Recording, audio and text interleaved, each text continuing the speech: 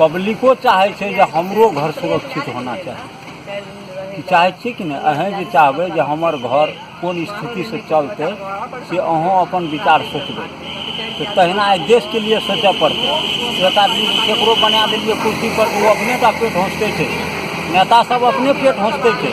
आ बीच में मदारी जे छै ना बैसल रहे थे आ बानर के कूदेलक एक कात से ओहि कात आ ओहि कात से ओहि कात चाउर खेलक वह टका समटलक वह स्थिति है नेपाल में। देश बन गए जनता चाहे मैं नेता नहीं चाह रहा जीत के जाते को नेता चाहे थे जे हम अपन घर बनाबी अपन पेट भर जनता कुछ मरा जीवे कुछ वैसे मतलब हाँ निराशे कह पड़े से निराशे के हिसाब से देश के कोई हिसाब नहीं देश के हिसाब ले वाला नहीं रह मधेश जे कहे छे आ पहाड़ सब एक मिल करके अपन काम करते आ सब अपन लाइन से चलते जे आए न पहड़िया कहते न मधेसिया कहते सब हम एक नेपाली एक नागरिक पहड़िया के नागरिक में देखिए तो की लिखल है आ मधेसिया के नागरिक में की लिखल है सब एक महज वैसे आ देश के बर्बाद।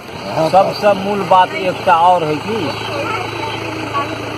मधेसी में मिलानी नहीं हमार मधेसिये में मिलानी अखनी तो देखिए 6टा पार्टी मिलकर एके बन गए एकोटा नहीं रहा सब मिल गए एको नहीं रहा।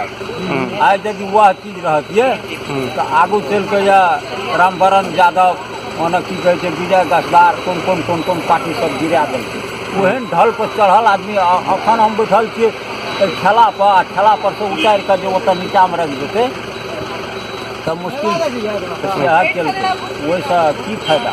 की नाम भेल अहाँके? हमार नाम मोहम्मद हजरत कतऽ घर? बरमठिया।